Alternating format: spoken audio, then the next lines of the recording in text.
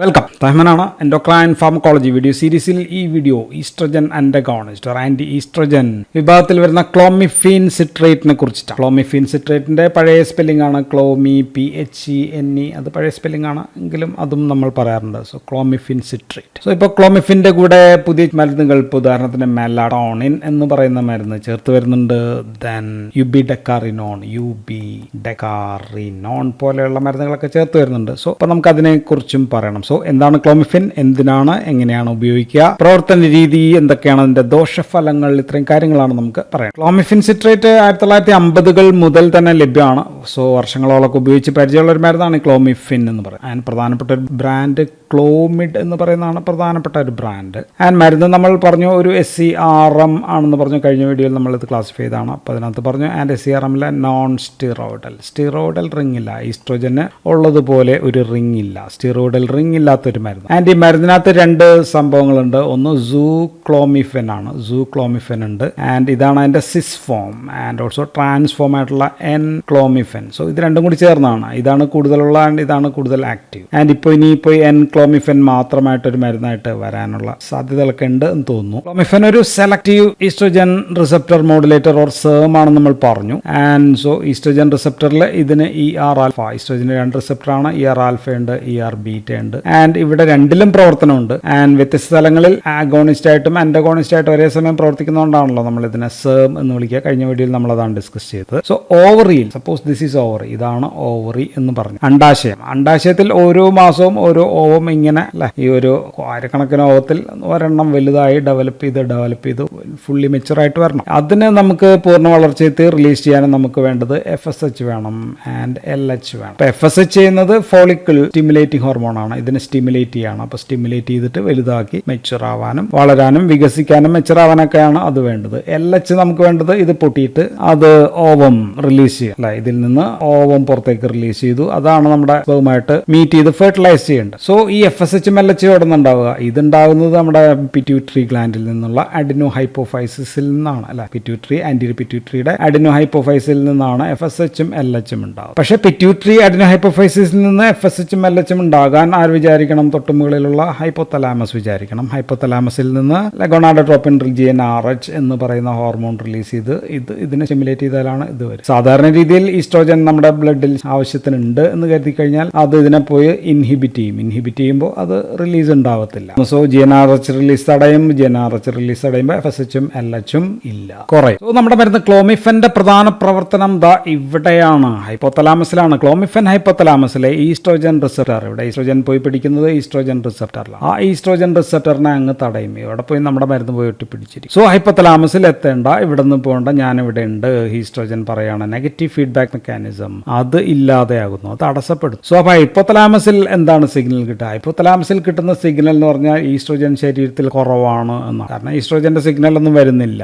Oestrogen കുറവായി കഴിഞ്ഞാൽ എന്ത് ചെയ്യണം? ഹൈപ്പോതലാമസ് അത് കൂടുതൽ ഉണ്ടാക്കാനായിട്ടുള്ള നടപടികളുമായിട്ട് മുന്നോട്ട് പോകും. സോ ഹൈപ്പോതലാമസ് ആദ്യം GnRH കൂടുതലായിട്ട് റിലീസ് ചെയ്യും. സോ ഹൈപ്പോതലാമസിൽ നിന്ന് കൂടുതൽ ആംപ്ലിറ്റ്യൂഡിലും ഫ്രീക്വൻസിയിലും GnRH റിലീസ് ചെയ്ത് കഴിഞ്ഞാൽ അപ്പോൾ നേരെ അത് പിറ്റ്യൂട്ടറിയിലെത്തും. പിറ്റ്യൂട്ടറിയിൽ നിന്ന് അപ്പോൾ കൂടുതലായിട്ട് FSH ആൻഡ് LH കൂടുതലായിട്ട് റിലീസ് ചെയ്യും. അത് വർദ്ധിപ്പിക്കുന്നു. കൂടുതൽ FSH ആൻഡ് LH റിലീസ് ചെയ്യും. FSH കൂടുതൽ ഉണ്ടാകും ആൻഡ് LH സർജും ഒക്കെ ഉണ്ടാകും. സോ കൂടുതൽ FSH എന്ന് പറഞ്ഞാൽ എന്താ സംഭവിക്കുക? കൂടുതൽ FSH മീൻസ് അണ്ടാശയത്തിലെ ഈ ഓവറിയിലെ, ഇത് ഓവറിയാണ്, 2 ഓവറി ഉണ്ട് കേട്ടോ, ഇവിടെയൊക്കെ പ്രവർത്തിക്കാം. അന്ന് ജസ്റ്റ് മനസ്സിൽ വെച്ചേക്കുക. അണ്ടാശയത്തിലെ ഓവേറിയൻ ഫോളിക്കിൾസിൽ നിന്ന് കൂടുതൽ സ്റ്റിമുലേറ്റഡ് ആയി കൂടുതൽ ഓവേറിയൻ ഫോളിക്കിൾസ് വളരാനും മെച്ചുർ ആകാനും പറ്റും. സോ ഇവനൊക്കെ നേരത്തെ മെച്ചുർ ആവാണ്ടിരിക്കുകയാണെങ്കിൽ ഇപ്പോൾ കൂടുതൽ FSH ഒന്നും മെച്ചുറായി. സോ അപ്പോൾ LH ആക്ട് ചെയ്യുമ്പോഴത്തേക്കും ഈ ഫോളിക്കിൾസ് റപ്ചർ ചെയ്തതാ ഈ സംഭവം പുറത്തേക്ക് വരുന്നു അല്ലെ. ഓവം റിലീസ് ചെയ്യുന്നു. ഓവം റിലീസ് ചെയ്യുന്നതിന് എന്താ നമ്മൾ പറയാം? ഓവുലേഷൻ എന്നാണ് പറയുക. സോ ഓവുലേഷൻ നടക്കുന്നു. So clomiphene basically is an ovulation inducing drug. Ovulation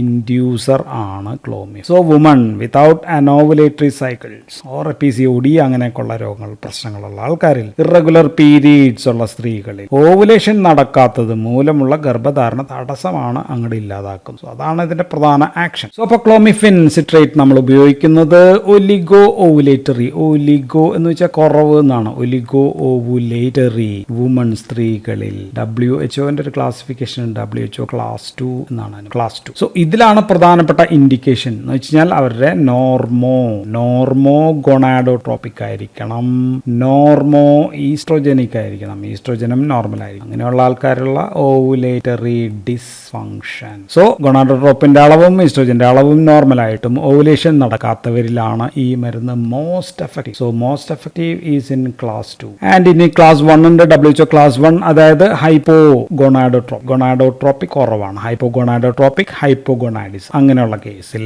2 WHO class 3 എന്ന് പറയുന്നത് ഹൈപ്പർ ഗൊണാഡോട്രോപിക് കൂടുതലാണ്. അങ്ങനെയുള്ള കേസിൽ ഹൈപ്പോഗൊണാഡോട്രോപിക്, ഹൈപ്പോഗൊണാഡിസം. സോ ഇതിൽ ക്ലാസ് 2ന്റെ അത്രയും ഗുണം ഇല്ല. സോ ഇൻ ക്ലാസ് 2 ആണ് ബെസ്റ്റ്, ഏറ്റവും റിസൾട്ട്, മോസ്റ്റ് എഫക്റ്റീവ്. ഇതിനകത്ത് പക്ഷെ അത്രയും ഫലം ഇല്ല. സോ അപ്പോൾ ഉപയോഗങ്ങൾ പറഞ്ഞാൽ PCOS, PCOD, ഒവേറിയൻ സിസ്റ്റ്, ഇതൊക്കെ മൂലം ovulation ഇല്ലാത്തവരിൽ anovulatory, infertility ഉള്ളവരിൽ ovulation inducer ആയിട്ട്. സോ ഓവുലേഷൻ ഇൻഡ്യൂസർ ഞാൻ നേരത്തെ പറഞ്ഞ കണ്ടീഷൻസിൽ എല്ലാം നമുക്ക് ഉപയോഗിക്കാം. PCOD ഒക്കെ ഉള്ള ആൾക്കാർക്ക് എന്തായിരിക്കും പ്രശ്നം? മെൻസ്ട്രൽ ഇറഗുലാരിറ്റി ഉണ്ടായിരിക്കും, ആക്നി ഉണ്ടായിരിക്കും, ബോഡി ഹെയർ ഗ്രോത്ത് കൂടുതൽ ഉണ്ടായിരിക്കും. ഇൻഫെർട്ടിലിറ്റി ഒക്കെ ഉള്ളതാണ് PCOD. സോ അങ്ങനെയുള്ള കണ്ടീഷൻസിൽ ഉപയോഗിക്കാം. ഇനി ഓവുലേഷൻ ഉണ്ട്, ദർ ഈസ് ഓവുലേഷൻ, പക്ഷേ ടു ഇൻക്രീസ് മോർ എഗ് പ്രൊഡക്ഷന് വേണ്ടിയിട്ട്, കൂടുതൽ വളർച്ചയും മെച്യൂരിറ്റിയും ഉള്ള എഗ് ഉണ്ടാകാനായിട്ട് നമുക്ക് ഉപയോഗിക്കും. സോ കാരണം ഗർഭധാരണം ഉണ്ടായി കഴിഞ്ഞാൽ അത് സസ്റ്റെയിൻ ചെയ്യാനായിട്ട് നല്ല എഗ് വേണം, അല്ലെ, നല്ല ഓവം വേണം. ആൻഡ് ഇതിൽ നിന്നാണ് പിന്നീട് പ്രൊജസ്ട്രോൺ ഒക്കെ ഉണ്ടായിട്ട് നന്നായിട്ട് അത്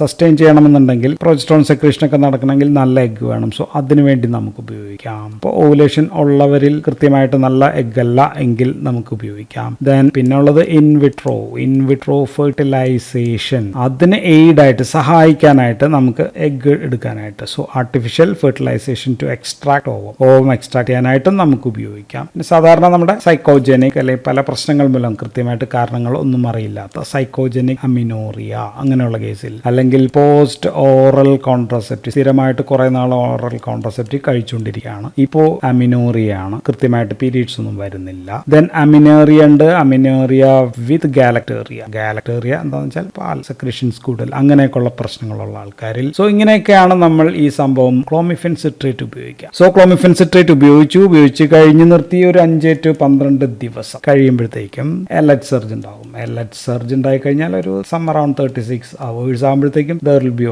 ഓവുലേഷൻ നടക്കും. സോ ഓവുലേഷൻ നടന്നില്ലെന്ന് എങ്ങനെ അറിയാം? ബേസൽ ബോഡി ടെമ്പറേച്ചർ നോക്കാം, അല്ലെ. ഓവുലേഷൻ നടന്നു കഴിയുമ്പോൾ ബോഡി ടെമ്പറേച്ചർ ഒരു 0.5 കൂടി ഉണ്ടാവും. ദെൻ ഓവുലേഷൻ കിറ്റ് ഉണ്ട്, ദെൻ സെർവിക്കൽ മ്യൂക്കോസ, അങ്ങനെയൊക്കെ നോക്കിയിട്ട് ഓവുലേഷൻ നടന്നോ ഇല്ലയോ എന്ന് നോക്കിയിട്ട് അതനുസരിച്ച് ബന്ധപ്പെടാനായിട്ട് നമുക്ക് പറയാം അവരോട്. ഇത്രയും നേരം നമ്മൾ സ്ത്രീകളുടെ കാര്യമാണ് പറഞ്ഞത്. ഇനി പുരുഷന്മാരിൽ ഇൻ മെയിൽ FSH വർദ്ധിപ്പിച്ചു കഴിഞ്ഞാൽ അവരുടെ സ്പെർമാറ്റോജെനിസിസ്, അല്ല, സ്പേം കൗണ്ട്, സ്പെർമാറ്റോജെനിസിസ് കാര്യക്ഷമമായിട്ട് നടക്കും. സോ ഇവിടെയും ഒലിഗോ എന്ന് വെച്ചാൽ കുറവാണെന്ന് ഞാൻ പറഞ്ഞു. ഒലിഗോസൂസ്പെർമിയ, സ്പേമിന്റെ എമൗണ്ട് കുറഞ്ഞത്, എണ്ണം കുറഞ്ഞത്, മോട്ടിലിറ്റി കുറഞ്ഞത്, അങ്ങനെയൊക്കെയുള്ള മെയിലിൽ സ്പേം കൗണ്ട് ഇൻക്രീസ് ചെയ്യാൻ, വർദ്ധിപ്പിക്കാനായിട്ടും നമ്മൾ ഈ മരുന്ന് ഉപയോഗിക്കുന്നുണ്ട്. So not in females alone, മെയിലും നമ്മൾ ഉപയോഗിക്കുന്നുണ്ട്. ഇനി ഓവുലേഷൻ ഇൻഡക്ഷനിൽ ഇതിന്റെ സക്സസ് റേറ്റ് എത്രയാണെന്ന് ചോദിച്ചാൽ ഞാൻ പറയുന്നത് ഓവുലേഷൻ ഇൻഡ്യൂസ് ചെയ്യുന്ന കാര്യമാണ്. ഓവുലേഷൻ ഇൻഡക്ഷനിൽ ഇത് 70 to 90% വരെ സക്സസ് ഉണ്ട്. പക്ഷെ ഇതുകൊണ്ട് മാത്രം ഗർഭധാരണം ഈസ് ഡിഫറെന്റ്. ഗർഭധാരണം നടക്കണമെന്ന് നിർബന്ധമില്ല. അവിടെ മറ്റ് ഹോർമോൺ ലെവൽ നോക്കണം,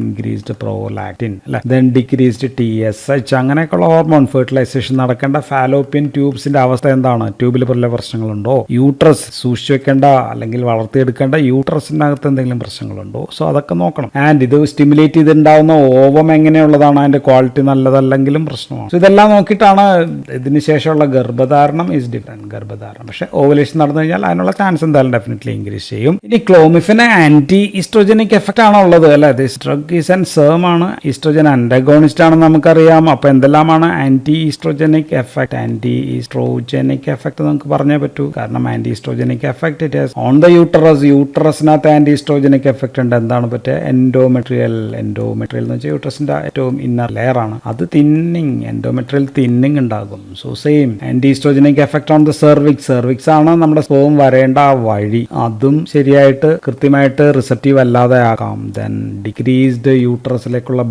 യൂട്രൈൻ ബ്ലഡ് ഫ്ലോ കുറയ്ക്കുന്നുണ്ട്. ദെൻ ഇംപേർഡ് പ്ലാസെന്റൽ പ്രോട്ടീന്റെ ചില പ്രോട്ടീന്റെ ആക്ഷൻ കുറയ്ക്കുന്നുണ്ട്. And also some detrimental effect on നമ്മൾക്ക് വേണ്ട ആ ഊസൈറ്റിൽ തന്നെ ഇത് ചില പ്രശ്നങ്ങൾ ഉണ്ടാക്കുന്നുണ്ട്. സോ ഇതൊക്കെ ദോഷപ്രശ്നങ്ങളാണ്, ആന്റി ഈസ്ട്രോജനിക് എഫക്റ്റ് ആണ്. ഇത് മറികടന്നിട്ട് വേണം നമുക്ക് ഇതുകൊണ്ടുള്ള ഓവുലേഷനുള്ള ഗുണങ്ങൾ കിട്ടാനായിട്ട്. ഇപ്പോൾ മെലാറ്റോണിൻ എന്ന് പറയുന്ന മരുന്ന് ക്ലോമിഫെൻ ഒപ്പം ആഡ് ചെയ്ത് കഴിഞ്ഞാൽ മെലാറ്റോണിൻ ഉറക്കമുണ്ടാക്കുന്ന ഒരു ഹോർമോണാണ് നമുക്കറിയാം. സോ ഇത് ക്ലോമിഫെൻ ഒപ്പം ആഡ് ചെയ്ത് കഴിഞ്ഞാൽ ക്ലോമിഫെൻ ഉപയോഗിക്കുന്ന മൂലം ഓവറിൽ ഉണ്ടാകുന്ന അമിതമായിട്ടുണ്ടാകുന്ന സ്ട്രെസ് അപ്പോൾ ഉണ്ടാകുന്നതാണ് ഹൈഡ്രജൻ പെറോക്സൈഡ് മൂലമുള്ള ഓക്സിഡേറ്റീവ് സ്ട്രെസ് കുറയ്ക്കാനായിട്ട് പറ്റും. ഓക്സിഡേറ്റീവ് സ്ട്രെസ് കുറയ്ക്കുന്നു. സോ ഓക്സിജൻ സ്കാവെഞ്ചർ ആയിട്ടാണോ? So melatonin is used there as an oxygen scavenger. So egg protection സാധ്യമാണ് അല്ലെ. എഗ്ഗിന് നമ്മൾ പറഞ്ഞു ഇതുമൂലം ചില ദോഷങ്ങളൊക്കെ ഉണ്ടാക്കാം, അതൊക്കെ സാധ്യമാണ്. So slows down the meiotic cell cycle progression. ഇത് വീണ്ടും മിയോസിസ് നടന്ന് മുന്നോട്ട് പോകുന്നതിന്റെ ആ പ്രശ്നങ്ങളൊക്കെ ഒഴിവാക്കാം. സോ നല്ല മെച്ചർ oocytes നമ്പർ വർദ്ധിക്കാം, ഫെർട്ടിലൈസേഷൻ റേറ്റ് വർദ്ധിക്കാം, ഹൈ ക്വാളിറ്റി ഓഫ് എംബ്രിയോസ് ഉണ്ടാക്കാം.